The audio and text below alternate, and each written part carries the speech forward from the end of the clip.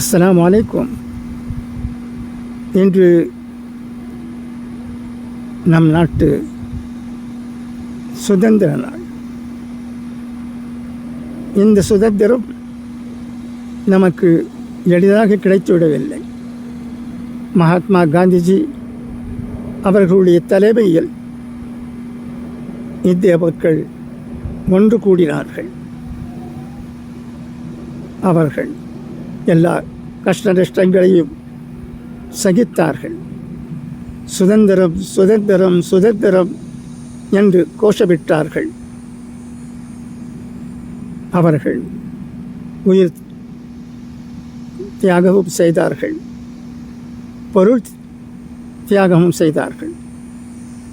நான் இந்த சமயத்தில் டெல்லியில் நடந்த கொடூரத்தை மறந்துவிட முடியாது. சுதந்திர போராட்டத்தில் கலந்து கொண்டிருந்த உலமாக்களை ஆங்கிலேயர்கள் வெறுத்தார்கள். அவர்களை தேச துரோக சட்டத்தில் கீழ் கைது செய்து டெல்லியில் தூக்கலில் தொங்கவிட்டார்கள். இந்த கொடூரம் டெல்லியில் நடந்தது சரித்திரம் சாட்சியாக இருக்கிறது. அந்த மகாபுருஷர்களுக்கு நம் நாட்டை எப்படி ஆங்கிலேயர்களிடமிருந்து மீட்க வேண்டும் என்ற ஒரே கவலை இருந்தது. அதற்காக அவர்கள் எல்லாவற்றையும் தியாகம் செய்ய தயாராக இருந்தார்கள், தியாகம் செய்தார்கள். பலர் கைது செய்யப்பட்டு சிறையில் அடைக்கப்பட்டார்கள். அந்தமான் சிறையிலும் அடைக்கப்பட்டார்கள்.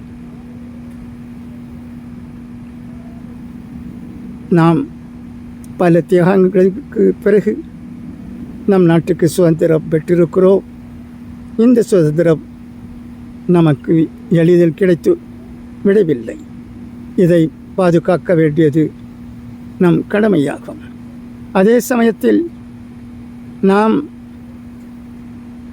நம் நாட்டை, இந்திய பெருநாட்டை எப்படி பாதுகாக்க வேண்டும்,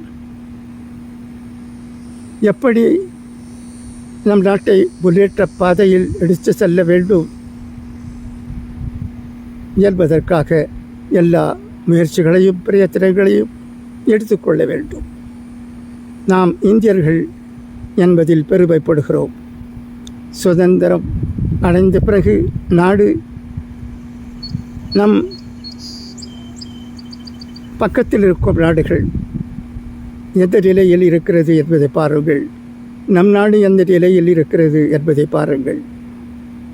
140 கோடி மக்களுடைய நம் நாடு நல்ல விதமாக முன்னேற்ற பாதையில் நடை போட்டுக்கொண்டிருக்கிறது. அதே சமயத்தில் பாகிஸ்தானில் என்ன ஆனது, பங்களாதேஷில் என்ன ஆனது என்பதெல்லாம் நான் சொல்லி உங்களுக்கு தெரிய வேண்டியதில்லை. நீங்கள் நன்றாக அறிவீர்கள்.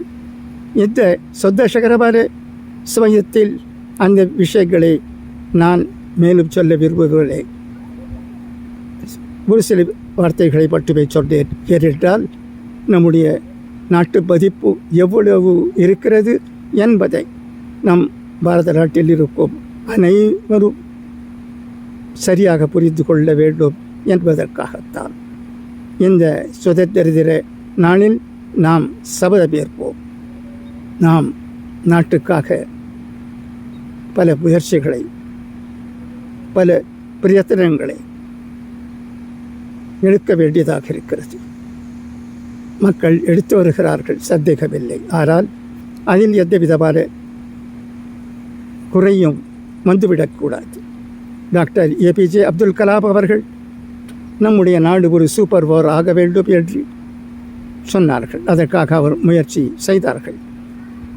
அவர் என்ன செய்ய வேண்டும் அதை செய்தார்கள். நம் நாட்டு பாதுகாப்புக்காக அவர் சயின்டிஃபிக் அச்சீவ்மெண்ட் இன்றும் போற்றப்படுகிறது, என்றும் போற்றப்படும் என்பதில் சந்தேகமே இல்லை. நாம் நம்முடைய நாட்டை பலவான நாடாக ஆக்க நம் நாட்டில் இருக்கும் ஒவ்வொருவரும் முயற்சி செய்ய வேண்டும். அது நடக்கும். நம்முடைய நாடு ஒரு மகா சக்தியாக உருவாகும் என்பதில் நம் போன்றவர்களுக்கு சந்தேகமில்லை என்று சொல்லிக் கொண்டவராக உங்களிடமிருந்து விடைபெறுவது ஆம்பூரை சேர்ந்த வி.எம். கலீலுர் ரஹ்மான் ஆகும். நன்றி. அஸ்ஸலாமு அலைக்கும்.